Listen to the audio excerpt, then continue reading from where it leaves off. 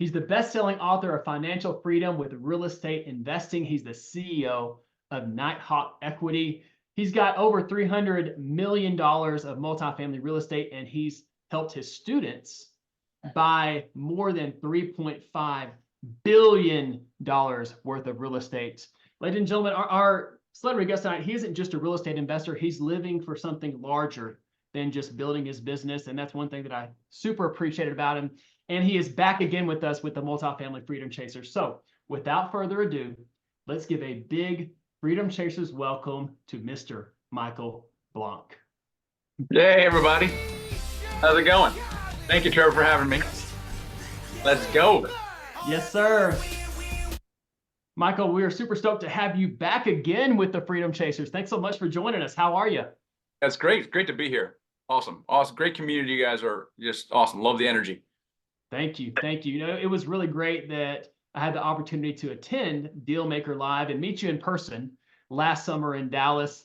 And we appreciate you. I know it's a crazy time leading up to Dealmaker Live coming up next month. So we're just really glad that you were able to carve some time out for us and spend some time with the Freedom Chasers tonight. So I would say without further ado, Michael, let's get into your backstory a little bit. I have some questions. Iffy and I are going to be tag teaming, chopping it up with you tonight. But I'm personally curious to start. What were you doing before you got into real estate? Give us a little bit of background and unpack that for us a little bit. Yeah, I didn't realize I was an entrepreneur until I was my early 30s. Clearly I am. I just didn't know. I didn't know anyone around me that was an entrepreneur. So I got a master's degree in computer science. So when I got out of school, I was a programmer, like literally a computer programmer. I spent a couple of years at America Online in the mid 90s, and then joined a software startup in the late 90s called Web Methods. I was a third employee there, and that was the right time, right place. The company went public 3 years later, went from 0 to 250 million in revenue in like 3 years. We had offices worldwide, and it was wild, man. I mean, it was crazy. That is crazy. I spent 6 months in Germany, where I'm from, managing a partnership there. I had a team in Palo Alto. So, I'd say the first 6 months I was programming, and the rest of the time I was just interviewing people constantly. Like it was just growing so much. And and I was an okay programmer. I'm a pretty smart guy, right? So I'm I'm an average programmer. When there's people far better than me at programming. That was not my calling. Let me tell you. But and so then I read Rich Dad Poor Dad in 2004, and it really threw me for a loop. Because while I had a bunch of IPO money with a financial advisor, I really had very little passive income. And I thought I was pretty smart up until that point. And I realized that financially I wasn't smart at all. So you're getting a salary and you got some money with stockbrokers, but you can't just sit there and not do anything for the rest of your life. Like you don't have permanent financial freedom. I mean, you could quit your job and you got a certain amount of runway, but it's not like passive income coming in. That really unsettled me. Yep. So much so that I came home after like 3 months and declared to my wife that I had quit my job. And she was like, what? Like, maybe we should have a conversation about this. But I was like, don't worry. Did you have kids at the time, money in the bank. Did you have kids at the time, Michael, when you quit your job? Yeah. Or just your spouse? I think I had two, maybe two and a half. I have 4 now. I know that for sure. That's good. So, at least you know how many you have now. I just kind of quit cold turkey and really studied entrepreneurship and any biz op there was, right? So I think Michael was talking about it. I was up in the DC area, so flipped a couple houses. I took a stock and options trading course, and I don't know what else I did. But the big thing was I got into restaurants. I think that was a big thing. There was a restaurant concept. You guys know Five Guys Burgers. Yes.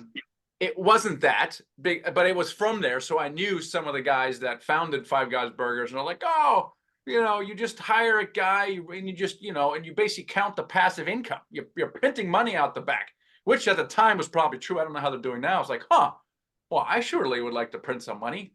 And so at that point, I couldn't get any Five Guys Burgers because they were all sold out. I had to go to Kansas or something, or Iowa. Who wants to go out there? No offense, but I was in DC. And so I got into a pizza concept, and literally I went all in. I mean, I'm like, dude, I'm going for some financial freedom. I went, boom, all the chips in. Forget about diversification. And it worked well for a little while until the recession hit. And then it stopped working so good. And revenue went back and never recovered. And so it was this downward spiral. And it cost like $300,000 to open a restaurant. And then I ended up selling it for like $30,000 cash. Oh. and whoever bought it ran it into the ground. I don't think there's a single concept left on the East Coast. I don't know how they're doing either. Anyway, it was a massive, utter loss of capital. And so I kind of, I remember flipping a couple houses. Oh, I know. I took a commercial real estate course in 2005 also. So I actually remember that kind of built the SCA during that time because I was actually calling on brokers, and then put a pin in it because of the restaurants. But I remember the real estate, I remember the house flipping. And so I decided to start flipping houses because I remember there's two things that Robert Kiyosaki mentions. One is real estate. The other one is a cash flow business. So I just went the cash flow business route. And then remembered the real estate side, and I said, "Oh, that flipping thing worked pretty good," and it did. So I started flipping houses, and at the time, the money wasn't quite lost yet; it was simply deployed, but I didn't have any more because I deployed it all. So I started borrowing money from people, 6-month note, 12% interest, and it was surprisingly easy to raise money from people. And so we were buying like 2 houses, and it worked pretty well. But the problem is, I'm losing money on the restaurant side, and I'm making money on the house flips. And so I'm working like 60 hours a week, not making any money at all. It was like awful. You either had money, you had no money or time at all. Yeah. It was pretty rough. And then I got into this apartment building in 2011 in DC, which, by the way, I shouldn't have bought because DC is not landlord friendly at all. And holy cow, talk about how having a mentor would have paid off big time. I shouldn't have done that. Anyway, I did it anyways. So, Michael, can we camp out there just really quick? So first of all, how did commercial real estate get on your radar to want to buy an apartment complex, number one? And then number two, what are some lessons learned that you can communicate to our audience on why that deal was such a struggle and things they need to look out for? Well, commercial real estate was on our radar simply because when you look at all things, I'm looking at any biz op, like anything that would make money somehow. That's what caught my interest. So commercial real estate is one of those things: house flipping, wholesaling, stocks, right? All those things, restaurants, everything has the potential for generating money, ideally even passively. That's why I started the restaurant thing. So that's why it caught my interest. So I went to and then I started calling on brokers in Texas for a little while, and that's when I developed a syndicated deal analyzer. It was in 2006, I think. And holy smokes, how things would be differently had I gotten into apartment buildings and not restaurants, because it would have been lights out had I got into apartments in 2008 and 9 versus even flipping houses. I'm such an idiot. So here's a big lesson. Okay, the big lesson is, and I had no excuse at all. Like, I had plenty of money to invest in a mentor, an advisor, someone. I should have gotten a mentor for the restaurant stuff, right? Because I met a mentor while the shit was hitting the fan, and he kind of talked me through it a little bit. Kept me from jumping off a ledge. I could have met him maybe years earlier if I looked for it, and he would have talked me out of it, probably, because there's questions I didn't ask. There's certain things I didn't do, and then I was very aggressive in buying and building restaurants. And then same thing on the apartment side. Even though I took a class, that's not the same thing. Like, someone should have told me, "Hey, Michael, it's really easy for a tenant in DC to sue you every 6 weeks for the same 12 made up things, or call an inspector every day, every time you see someone walking in a hammer. And oh, by the way, it's very expensive when you actually get fined, and you have to be in court every 6 weeks." Someone should have told me those things. And then, by the way, years later, when I finally made money with this thing, right? DC actually takes what they call it, a franchise tax. They actually get a percentage of your profits. Did you know you had a silent partner in the District of Columbia? And I was like, you gotta be kidding. So it was staggeringly expensive to actually make money in the District of Columbia. All right. So someone could have told me that, hey, maybe you should pick I don't know, some other place. Yeah, exactly. And then I also had the wrong property manager in place. Okay, this is a Section 8 housing, and my property manager had no idea how to deal with Section 8 tenants. One of whom was a professional tenant. He couldn't deal with the inspectors, and it was a complete cluster until I finally realized I had the wrong property manager. And then I finally got someone who actually knows what they're doing in Section 8. It's a specialty. Not that the guy wasn't bad. It's like student housing. You got to get someone who knows student housing. It's kind of a specialty. And so, once I made that pivot, but this was now 18 months ago, things quieted down rather quickly. And so again, I mean, this is where an experienced person could have told me these things. Hey, Mike, Section 8, you might want to get the right property manager, stuff like that. And I just, I think I'm smart, but I'm also arrogant because I think I can figure these things out. And that may be the case, but why? Why reinvent the wheel? Why experiment? Why fail miserably when you could literally, either network your way to an advisor or hire an advisor or something like that? And yeah, that's my big lesson. And on the flip side, flipping houses, actually, I did have a mentor. I don't know why, but I thought like, I don't know how to get these flips right. So I actually, you might know him, Michael Hawkins, Tom Zeeb. He ended up buying the RIA up there, and he's a wholesaler. I was like, well, the hardest thing is getting the phone to ring and negotiating contracts. The whole rehab stuff I can probably figure out, which was actually probably true. So within like my first postcard campaign, I got 2 deals out of it in Front Royal, Virginia, from the same seller, and I made like $110,000 off those 2 flips, because I had a guy who showed me, to put out the bandit sign, do the postcards, do this thing. Here's how you take the call, and yeah, but I didn't put the 2 together. I was like, oh, that worked well. Maybe I should do that in another business. No, I'll just figure it out and hit my head against the wall repeatedly. Amazing. For sure. But I have a question for you, Michael. In my journey, because my journey didn't involve fix and flips or Airbnb. I went directly from zero to commercial real estate. For folks who are looking to make that leap, buying apartment buildings seems overwhelming. It's very daunting, or it can seem very daunting. What do you do? What can you provide or offer to help people get over those fears, the mindset shift, etc.? It's a mindset shift, because actually, we're oftentimes afraid of things that aren't actually, well, dangerous and won't kill us.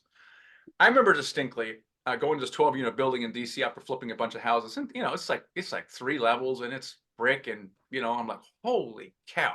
It was like $550,000, and it was overwhelming to me. I was like, man, I don't know, I don't know if I can do this. And I flipped a bunch of houses, and I said, well, I might as well just, I'll dust off I'll take a crack at it. It was from one of my wholesalers.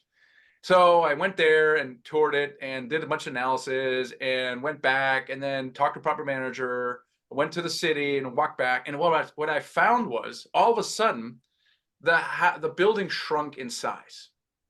And I'm like 3 weeks into it, and I was like, daggone it, it could be a little bigger. All this freaking work, it might as well be 20 units. And I had a student who had a similar experience, where he was like, oh, I'm not buying more than a duplex, not more than a duplex. And I did a simulation. I think it was called Buy with Mike or something. I had like 10 people in it. And we basically simulated the purchase of an apartment building. And people told me that their comfort zone expanded. And so imagine wherever your comfort zone ends, a duplex, or I don't know, quad, or whatever it is. Just go and visit a property that's bigger than that. So if you can't get over a duplex, like, oh, no way I can buy more than a duplex, then go visit a 10-unit and meet the broker, tour the thing, and I will guarantee you that your comfort zone will expand to at least 4 units after that visit. Therefore, there are some things you can do to expand your mind. Then do those things. And one of the things you can do, for example, is to build a team around you. I mean, in flipping, it's just you, right? It's you. I mean, really, everything we do is just you. But in multifamily, as you all well know, there's almost always 2. It's almost always a joint venture between 2 partners. And then there's a team around. There's no way you can do it. You can't do it with that lender. You can't do it with a property manager, right? You need an SEC or attorney, depending on what you're doing, right? So you need this team together.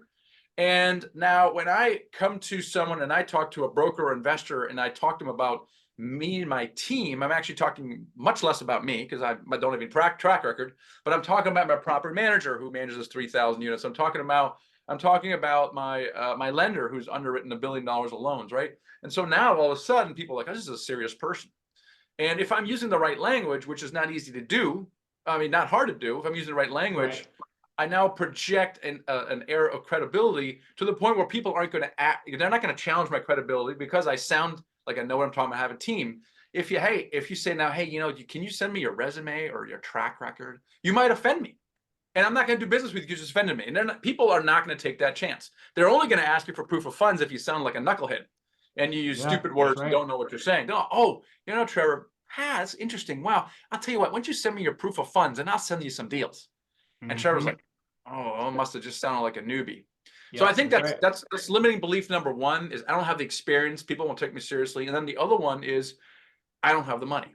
Okay, I didn't have the money either. In fact, no syndicator has the money on the planet Earth.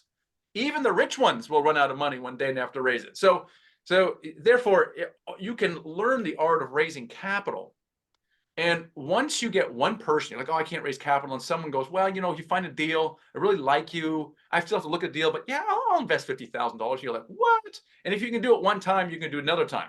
So what I'm saying is that once you get that, the light bulb goes off and you realize that you can buy as much real estate as you can find and raise capital for. And if you bust your butt and you can raise $200,000 and you barely got it done and you had to kill a man, okay, next time around, you can raise 500. Okay, and when you can raise 500, you can raise $1 million, and now you're off to the races. And this is why syndication is so powerful, because it's not linear. It's more like a hockey stick, because with a house, I can buy one house, I can buy another house, and it's much more linear. It just takes much longer. And the syndication, the numbers just get bigger simply by repeating the process from before. And so this is why, this is really the only way, in my opinion, that you can become financially free out of any biz op in the world.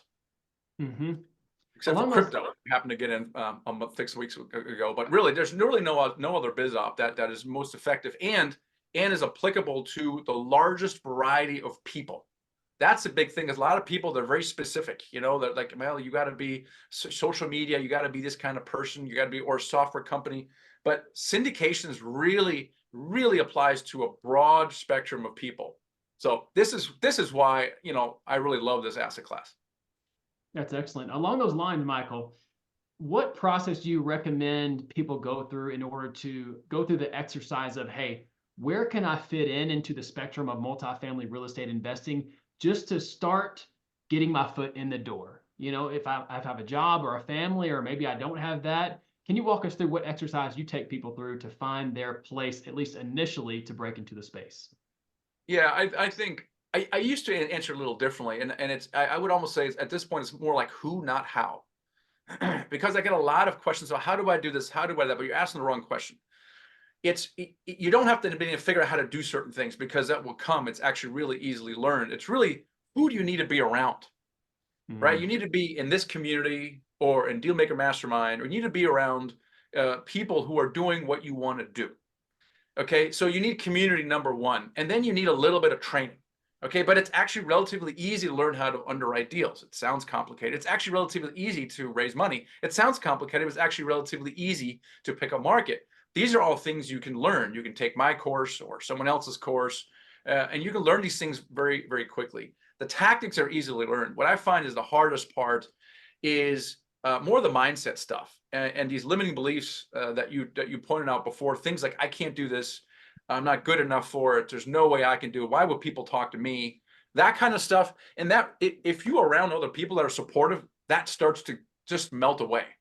And yes, the training is good. That's really good, because if you know something, if you can visualize it, that takes some of the uncertainty away. But it's really being around the right community. And then part of that community is your peers, like this community here. But then there's also the advisor level. These are the more experienced people. And if you can network yourself to those people, great. Sometimes you might have to pay for them, but the combination of that is really good. And then from a learning perspective, I would say, find a system that resonates with you. Like we have ours is called a Dealmaker Blueprint. It's just because I'm a software guy, right? So we have a step-by-step thing. Here's what you do in week 1, week 2, week 3, week 4. But there's many educators out there. You just got to find a system that is repeatable. And then just go with someone that resonates with you, and then just go deep with that person and just consume everything to connect to their ecosystem. So I think if I were to boil it down, it's really the right system from a training perspective, and then the right support, like in this community here, and then the right network. And community really can provide support and network. It's a little different, but the network is very important for the reasons you mentioned before, which is you need access to deals, you need access to capital, and you need access to potential partners. And you get all those things in a community. So online communities like this, or going to conferences or meetups, you're literally one relationship away from the next level all the time. So the more you get yourself out there, the more you're going to meet people that will lift you up. And you may have to spend a little less time with people that you normally have hung out with in the past, which is a sad fact. Mm-hmm. So, Michael, I actually heard about you. I'm sure there are other people like me, but before I knew you were a person, I heard about the SDA. So I thought I didn't realize you were an operator. I just knew that there was this SDA out there called Michael Blanc. Talking about roles, it seems you wear several hats. So my question is twofold. I'm just curious, what led to the development of the SDA? Was it necessity? And B, in your current position, what hat don't you wear? So you can underwrite. I know that for a fact because I'm partnered with someone that went through your program and she's a phenomenal underwriter. You can raise capital and you operate, you're an owner operator. Is there a role that you just don't enjoy? Now, I'm pretty much perfect in every single way, honestly. Round of applause. My wife would probably disagree with that statement, but Oh, there's no doubt. so no, but here's the thing. I can do multiple things. I'm a little bit of a unicorn because I'm an engineer, very analytical, love spreadsheets. Okay, but I'm still extroverted, and I'm a big picture and strategic person at the same time. So it's a little bizarre, and that's good news, bad news. Like if you need to like bootstrap something and start from the scratch, like what I did when I started all this, it served me pretty well because I really had no money. The only thing I could do is just do a bunch of stuff. So I did all kinds of stuff, put up the website, did the graphics, did all the stuff. The problem with that is that it's not always the most efficient way to get things done, especially in the syndication world, because even if I can raise money and find deals, it is not a good use of my time, because in the syndication world, imagine if someone is only focused on finding deals, that's all they do, and the other person is really responsible for finding capital. And it's an example where 1 + 1 is far greater than 2. So every time I'm running a deal, underwriting deal, and it takes me 2 hours, okay, those are 2 hours I can't spend finding capital. And so this is why in syndication, even if you are capable, and some people are both analytical and extroverted, let's say, I still try to talk them out of doing it all themselves. Especially if you don't have money coming in. Like if you can afford to hire people, it's different. If you have maybe a high paying job or something and you can afford to pay an underwriter or someone, okay, that's fine. As we get bigger, we have more money coming in, we can hire more and we have to partner less. In the beginning, the only currency you have is equity, right? You don't have anything coming in. But it's also why it's so powerful to put those two together, the deal finder and the capital raiser together. And so I did start Nighthawk Equity in that way. I didn't start the educational company in that way. For me, I'm the sole owner of that one. And it was more because revenue was coming in earlier on. I could hire more people and hire a staff. But early on in syndication, there's really not that much money coming in, right? So you can't hire, I don't know, you can't hire entire staff. It takes a little while longer. And also, like I said earlier, that the power of focusing on a particular task is much more powerful on the syndication side. You can hire people to find deals. In fact, we have. No, there's no question about it. Raising capital, a little harder to raise, right? So this is why I can wear several hats, but on the Nighthawk side, I didn't. So I did bring on 2 partners for that, and it was great. It allowed us to scale very quickly. So, Michael, could you break down a little bit your history of scaling with Nighthawk Equity? Because you had your 12 unit that you did, right? And then what was the next benchmark in your multifamily real estate portfolio and company building? And then maybe the next benchmark after that, just so we can kind of fast forward and maybe we're rubbing, the crystal ball to see hopefully many of our futures here on the Zoom tonight. Yeah, so I'm a poor model in many ways. I'm the lesson of what not to do. However, because we've worked with so many people over the years, we have improved my version substantially. So I'll answer your first question, but I'll answer the other question the way it's supposed to be. But I did my first deal in 2011. I didn't do really my second deal in probably 2017. 2016. I don't know. It's 2017. So, and that is because I was knee deep in these restaurants. It took me so long to extricate myself out of these restaurants. It took me far longer to sell them, to sell these restaurants. And then while this was going on, I'm flipping houses. I started blogging in 2014. So I decided first basically it was almost a nonprofit venture where I simply started blogging about these escapades. And then people started getting more and more interested. And I was simply responding to the content. So I really started creating content in like 2014, 2015. But then what happened? Through that, I really had no plans on scaling the multifamily. Maybe I did, but I couldn't execute on it. There wasn't enough hours in a day. But what happened then by doing that is people were starting to bring me deals. using the SDA. They brought me deals, and I got this deal in West Virginia. I got this deal, blah, blah, blah. Hey, you want to take a look at it? I said, oh, sure. And it was more under like, let me help you out a little bit kind of thing. And then people also came to me and wanted to invest with me. I said, well, I don't really have any deals. And then it kind of started coming together a little bit more. And I started in 2017 or 16, it might have been 16, I started doing deals, and I did a lot of them. And there were all partnerships. There were joint ventures with other people who brought me deals. So I would partner with the student and then raise capital, and we would joint venture. And that really, I don't know, I think we did like 10 deals in, I don't know, a year and a half. It was like a really rapid. Wow. And it was cool because it allowed it built scale very quickly and kind of got us to where we are now, but it wasn't really good from an asset management perspective. Now we know that now. So we did deals in Birmingham and Chattanooga and Memphis. And it didn't serve us well to have these deals all over the place, because you had different property managers, you had different financials, and it was kind of a mess, really. And so, but like I said, it got us to where we wanted to go today. In the beginning, you don't want to be you don't want your buying criteria to be too specific, because you'll never get a deal done. So to answer your question, when it finally happened, it happened fairly rapidly, and then the deal started getting bigger, and I brought in Drew Niffin, my partner, and then Garrett Lynch as well. So that's kind of what you see as Nighthawk today. Oh, and then to answer your other question, what now normally happens is, okay, because of the law of the first deal, some of you may have experienced that, once you actually close your first transaction, not only do they get bigger, right, but they happen in rapid succession. And so most people are able to quit their job somewhere between 12 and 18 months. And it's typically a combination of the acquisition fees, because they're real, right? I mean, they give you a runway, and maybe you have your own savings, and then you see this pipeline forming. In fact, you might already have the second deal under contract. You're like, you know what? I'm going to do this full time, because I know if I can do that full time, I'll actually accelerate the process as well. So this is why, and we've studied this at great length.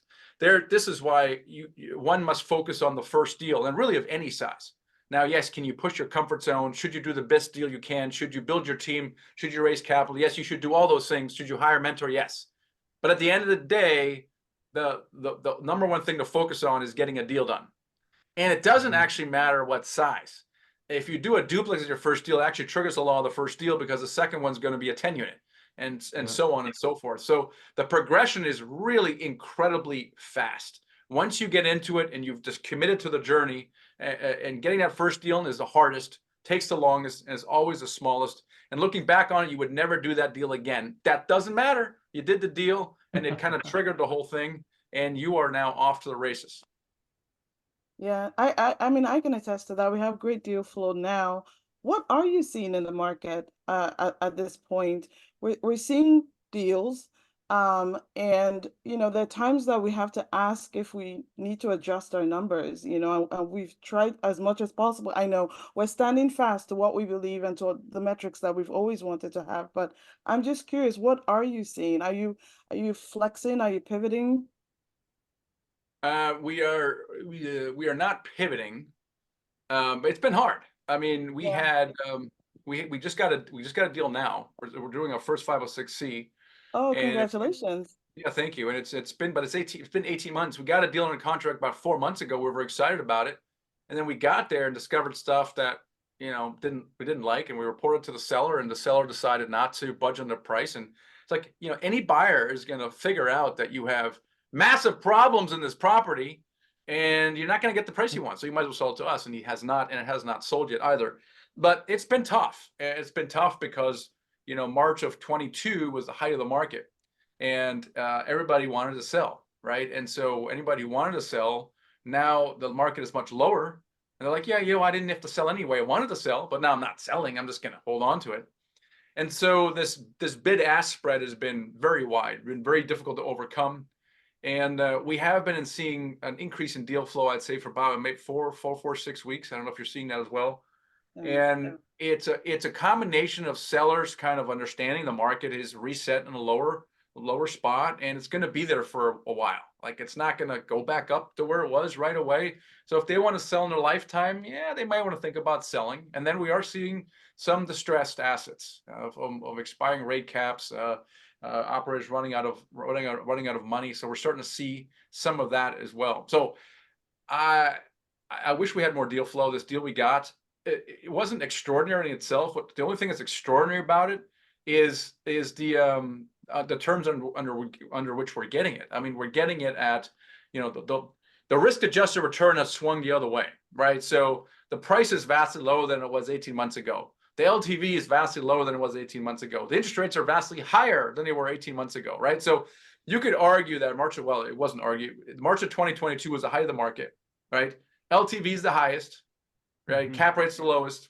Yep. You know, interest rate the lowest. They weren't going lower, and now it's swung to the completely other side. So these deals that we're picking up now are like super conservative, right? So I mean, if they were to go anywhere, they would stay stable, or they might actually go up in value, right? I mean, is it conceivable that interest rates could go higher? Yeah, maybe it's conceivable. It's not nearly as likely as it was 18 months ago.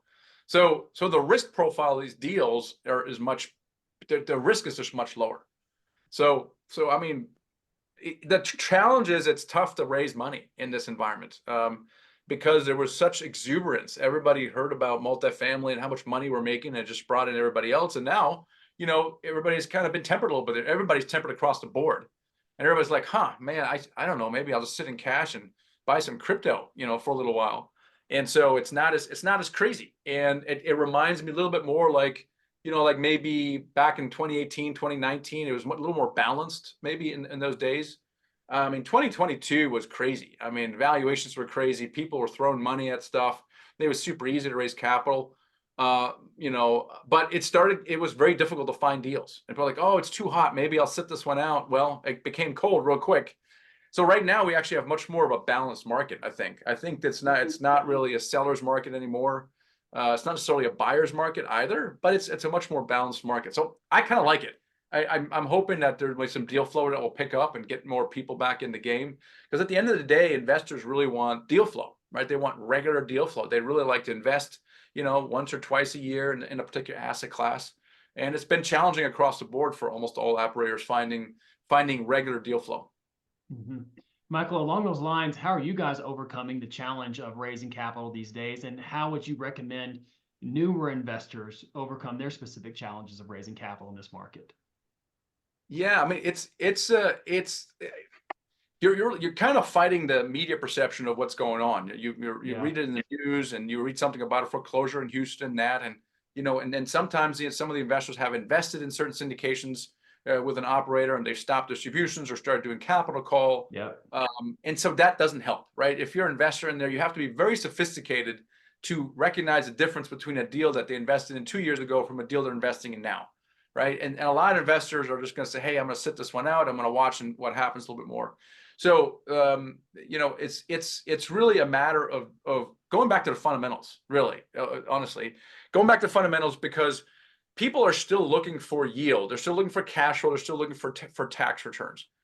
And just going back there, I mean, I think it was easy. It was too easy, right? You put out a bunch of emails, social media, do a webinar, and all of a sudden you have $10 million raised. Like, it shouldn't have been that easy. Right. Like, I was like, man, and you know, a lot of investors weren't even asking questions. They just didn't understand exactly what they were getting into. It just sounded good, and everybody was doing it. And that's really a bad reason for investors to get into. Right? I would much rather have an educated investor that is asking me intelligent questions and understands, you know, what a waterfall is, or how interest rates work, and that kind of stuff. So I don't know. I think we just have to go back to work, go back to fundamentals, and, you know, actually talk to investors, educate them more. It's okay. Doesn't bother me, right? I mean, you could say it's been a step back to some degree, but the market ebbs and flows all the time. So just got to adapt and keep moving forward. Sounds good. Sounds good. If I say in maybe a couple of minutes, let's move to Q&A. But before we do that, Michael, let's hear about Dealmaker Live. It's just around the corner. I heard you guys have made maybe a pivot in its structuring and its format, which talking to your team sounds super exciting. But why don't you break down for us, what can we expect out of Dealmaker Live this year? Yeah, Dealmaker Live is at dealmakerliveevent.com. It's going to be in Atlanta, actually, where I'm from, where I live now. I'm not from. I used to be up from Northern Virginia, but now I guess after 3 years, I'm no longer from Northern Virginia, so I'm now in Georgia. Now we pivoted a little more. We experimented with the format. We did something called Dealmaker Boot Camp, which is kind of a simulation of a deal. And it's been very well received over the years. And so I realized that Dealmaker Live was, I don't know, more of a rah-rah session. It was really good to get together and bring everybody together, but it wasn't really the learning experience that I wanted. And so this is much more hands-on. We're going to really talk about how to generate deal flow, how to analyze deals, how to raise capital, right? It's going to be a little bit more hands-on. It's not going to be quite like a Dealmaker boot camp where we're going deep into a case study and people are actually cracking out the SDA and analyzing deals on their laptops. So I want to try that. I really want to help people kind of get to the next level. And sometimes when you show someone how to do something, it removes the mystery from it, right? So we want to show you how to analyze a deal, how to actually raise capital. And so we're going to try that, and if you want something a little more hands-on, then check us out. It's going to be dealmakerlive.event.com in April 11th. And Caleb, everyone, just dropped the information in the chat, and Michael was generous enough to give the Freedom Chasers community a 10% discount to those tickets. And Michael, we again thank you so much for your generosity. And you guys, it's going to be in ATL. It's going to be in Hot Atlanta. Don't miss out. Michael, would you say the context, I guess, how the new format for Dealmaker Live this year, is it curated for maybe the newer investor or the medium experienced investor or the seasoned investor? What's coming? Okay, that is a good question, Trevor. Yeah, thank you for money. It's really for the new investor. So you've never done your syndication before. Maybe you bought a deal with your own money. You've never done a syndication before. So it's really kind of people to help get started with syndication. So later on, I'm toying with some ideas targeted at more of the experienced syndicators. So if you've done 100 units or you've done a handful of deals, it will be more targeted how you scale that portfolio to 1,000 units and beyond. So I got some ideas, I got stuff there, but nothing concrete yet. That's outstanding. We'll be waiting.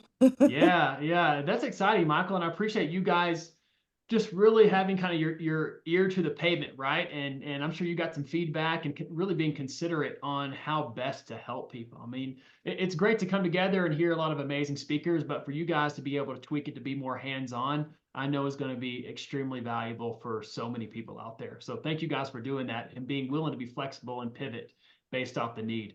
What do you say, Iffy? Do we pivot now to some Q&A? I think so. Okay, outstanding. Yeah. Does that sound good, Michael? Sure, let's go. All right, let's rock and roll. We got Mrs. BB in the house here. BB, let's get you unmuted, and then you can fire your question away. BB is one of our community leaders, Michael, who actually tag teams the asset management Zoom with Iffy. So, didn't you just do a deal recently, a deal or two? Or did I get that confused with someone? That was her. No, that was her. Yeah. That was us. That's right. That was you two. Okay. Cool. Well, congratulations. That's amazing. Thank you. I consider myself an adopted child of the Michael Blank community because of her. You guys are in the Dealmaker Mastermind as well, are you not? BB, are you? Where's BB? So I'm not, but I think she might be. Did we lose her? She might be. Yeah. BB disappeared off the screen. Maybe she'll be back. Who else wants to get in line and raise their hand and fire a question away to Mr. Michael Blanc? Don't be shy. Now's your opportunity. I got a list of questions I can still fire away. There we go. Hawk, let's get you unmuted. There you go.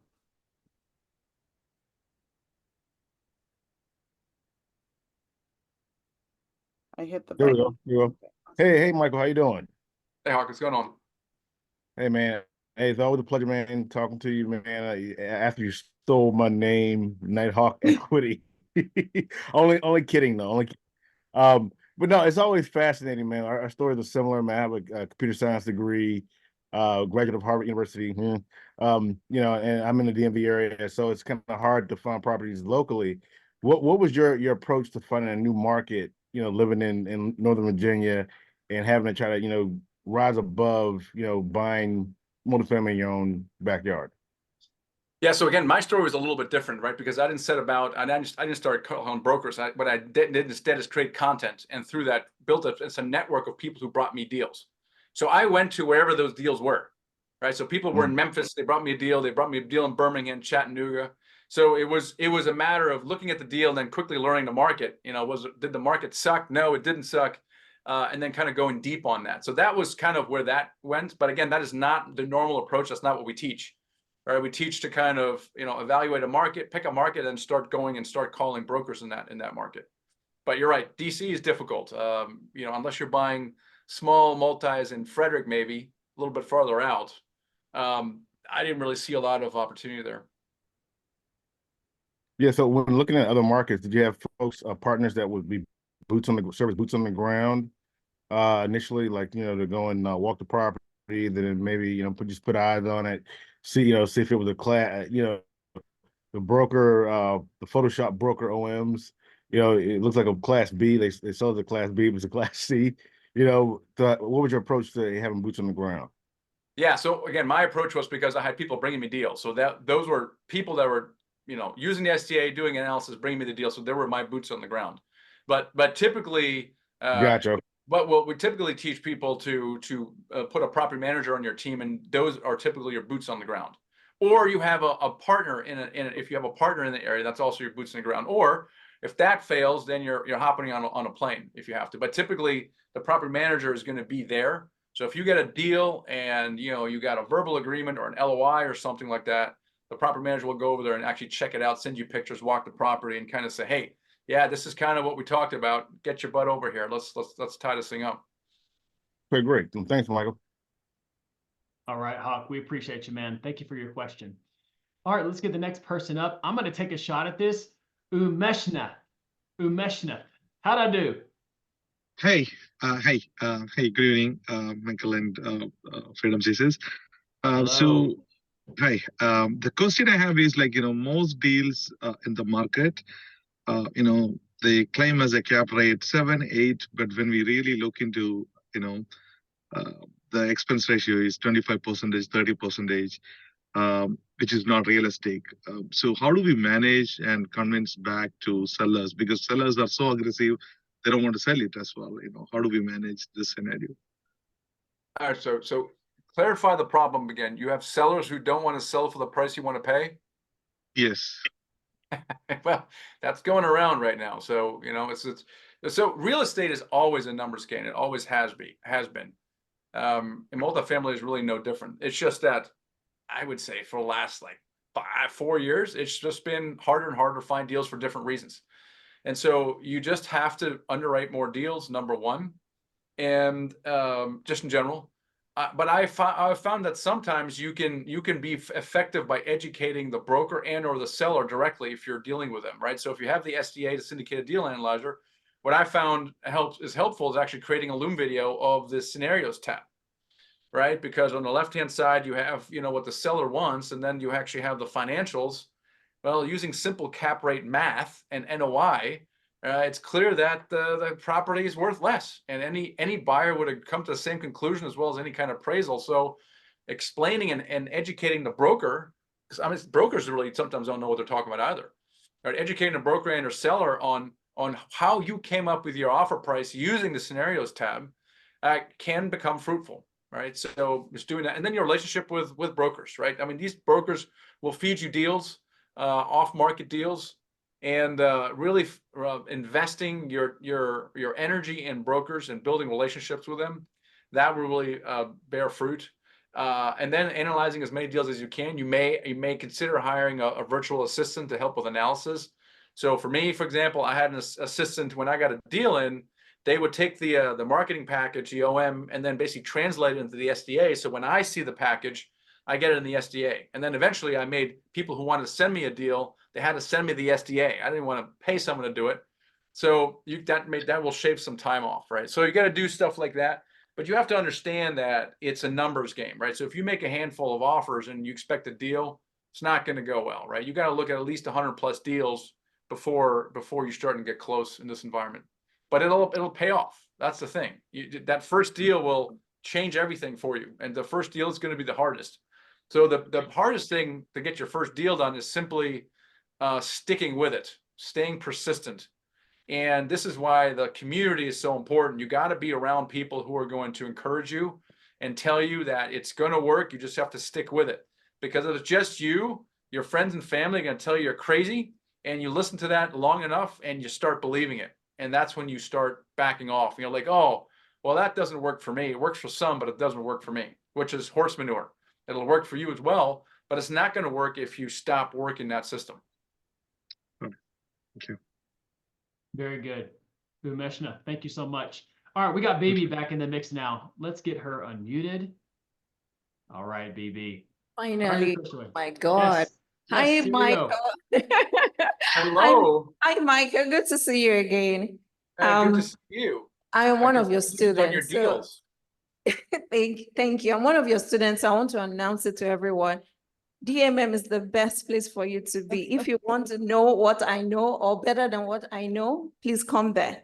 So, Nice. I think I shouted you out on the podcast today, actually. Because of your really? yeah. Because I think you're the only BB I know. It's got to be you. Yes, I'm the only baby, you know. For real. The one and only. Yes, thank you so much. Two questions. Why did you move the DMM from Dallas to Atlanta? Because I actually plan to be there today. I mean, this year, but right now, I don't think I can make it to Atlanta because of my kids. So is it going to come back anytime soon? Yeah, I don't know. I think we just wanted to mix it up a little bit. I think that's really the only reason. So I didn't mind Dallas. I like the Anatole. I thought it was really cool. So you have a lot of supporters here, so please consider Dallas again. Yeah. A good feedback, Pete. Thank you for that. Okay. Then the second question is, what is your 5-year projection? Because we're seeing a lot of rent cooling off in the Dallas market. A lot is really declining. So how are you projecting your first 5 years right now?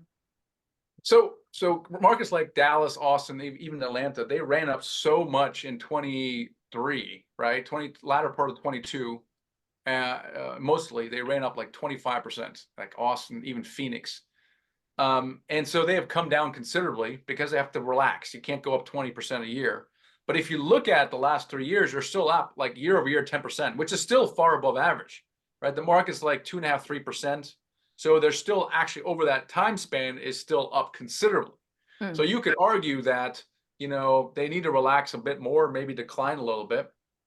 I'm not too familiar with the Dallas market. I know a lot more about the Atlanta market, but the Atlanta market, yeah, I mean, the growth is like, 1 to 3%. That's a national growth, is 1 to 3%. It really depends a lot on the area. Like in the Midwest, for example, rents are much higher because it never had that run up in 2022. So rents are much healthier than other areas. They're projected up, 5 or 6 or 7% in parts of Ohio. And so I think you just need to, it's not really it's not a big deal per se, as long as you can work the numbers in the underwriting, right? So if you know that rent growth is flat for the next 2 years or even negative, and then it goes up again, well, just work it into your underwriting, right? If the interest rates are 10%, I don't care. I can just work it in the underwriting. What the problem is, if things happen that you could not project in your underwriting, such as 11 straight rate hikes, okay?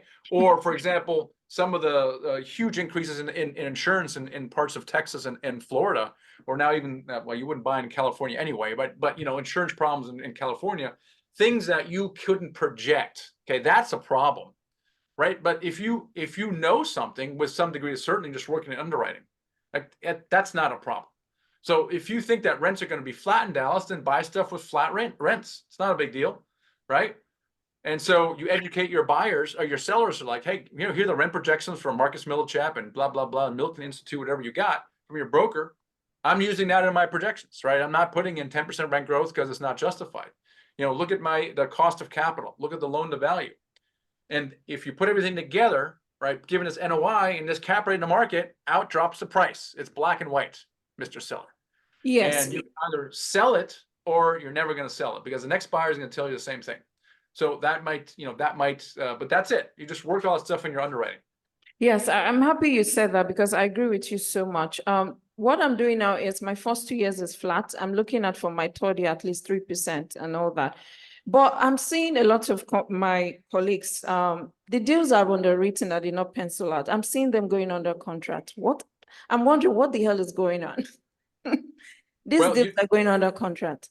So you don't know, unless you find out, you don't know. Okay, I think, well, there's always people who are overpaying. I suppose that's always there. And, you know, that has come to light where people are overpaying. They're not putting reserves in. They don't put construction budgets in, and therefore they can pay more, right? And we saw that recently in operators who are going broke, and they started going broke 6 months after they bought a deal because they never had a construction budget. They never had a reserve. So obviously they could pay more than us. Okay. So there's maybe some of that going on. Who knows? There could be some seller financing going on, right? Seller financing would reduce the cost of capital. It could be. And I think this is my suspicion, is that they probably have a better loan product. Right now, he or she who has the right debt wins. Debt is everything right now. One of the main reasons that prices have come down so far is not just the interest rates, but it's the pullback from lenders. Like, I mean, Fannie Freddie loans, they'll get the 65% loan to value at best. And then what happens is they layer pref equity or mezzanine debt over it to approximate, you know, a 70% loan, but you're never getting financing for construction loans right now, right? So if you can find someone who can get that blended debt, so you can get up to maybe a 70% loan to value, that's huge difference than someone who can only get to 65%, right? So maybe those buyers have inside track with lenders who are giving them some kind of loan product. So really, I would really encourage you all to really encourage with your brokers a lot. Like, we have spent a lot of time with brokers and uncovering new relationships with brokers who are giving us access to loan products that make a material difference. And we've seen this over and over, especially when there's wild market swings, is the debt changes radically, and it changes the buy price. So that could be going on as well. You know, it might be interesting when these deals close, you can go back to the broker and say, hey, do you mind? You know, I'm just curious to see what they bought it for, what debt they use. They might share it with you. And then you can either learn from, well, definitely you would learn from it. But those are just a combination of things that might be going on. Thank you so much. You see, you guys, why you need to be in Michael Blank's community. These things you can get out there. I just learned something today. Free of I charge. appreciate that. The truth is that these communities, there's not many of them, and they actually coexist. So with the ideal scenario is that here you're with the Freedom Chasers and you're in the Dealmaker Mastermind at the same time, or you're in the wherever mastermind. The more masterminds you can be in, the more support you have, the more deal flow you have, right? So it's not like one should only be in one community. Be as many as you can. So, but thank you, BB. Appreciate the shout out. Yep. Thank you, BB. And just on that note, before we get to you, Dr. Holt, in the chat, we've had some people roll in the last couple of minutes. Michael and his team were generous enough to extend a discount code to his Dealmaker Live event coming up next month in Atlanta. You got to capture the discount code. Okay, whenever you register, that'll give you the 10% discount. And Michael, again, thank you so much for extending that generous offer to us, Freedom Chasers. All right, Dr. Holt, let's get you unmuted and fire your question away. Yes, first I want to say thank you so much, Michael Blank. I never knew anything about underwriting until I started hearing about SDA. And I got a friend who actually taught me how to use it. And she was on one of your podcast shows. And I really appreciate how you broke everything down. I am a physician, so I'm not a numbers person. I was always scared about numbers, but the way you broke it down, it really made it very, very simple. And so other things that I really want to agree with what you said is, when I was doing some underwriting and it didn't make sense, one of the things I did was I reached out to the broker and I said, can you connect me with your debt underwriter and let us set up a time to be on a Zoom call, and I want to see how he underwrote and let me see how I underwrote, and let's see where we're wrong. And so when I started talking about, you know, how the interest is, and this is the cap rate here, and this is what is happening there, it actually made me very, very close to one broker, because he was really swept away, like, okay, this deal is not going to fly. And so that deal, they end up dropping it by 2.5 million, the cost price, which eventually it just actually traded a month ago. But by the time it traded, I'm looking at some other better deals, and so I wasn't really too keen about it anymore. But you know, it's a game changer when you can actually use your underwriting you know you trust that underwriting, and you show it to that broker and their debt underwriters, and they can say anything about it. All they could say is agree with you, and then they go back to the seller and they convince the seller, yeah, this is not going to fly. So thank you for everything that you've done with that community. And I'm like a grandchild of that, because I'm affiliated with Bibi and Ify, and then all we use is the Michael Blank underwriting. Yeah, that's awesome.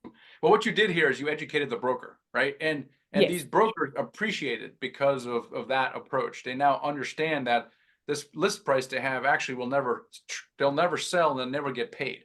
So they probably took that and took it back to the seller and said, hey, you know what, we screwed this thing up. I had this person, Dr. Holt, actually show me that we kind of screwed it up without saying it. And so you educated that seller, and that works sometimes. And it could have worked. It could have worked in your benefit for that deal, but what you did do is get respect from that broker who's now going to feed you deals. Yes. So you did do that. Just real quick, we do mention the Dealmaker Mastermind. We don't normally sell it separately, but we actually secretly do. So if you go to michaelblank.com/DMM, you can actually, like, if you wanted to check it out, you can sign up for it. It's like $100 a month right now. Thank you. Awesome. Awesome. Thank you, Dr. Holt. One last question here from Fred, and then we'll wrap up. But before we do that, we have to definitely take out our phones.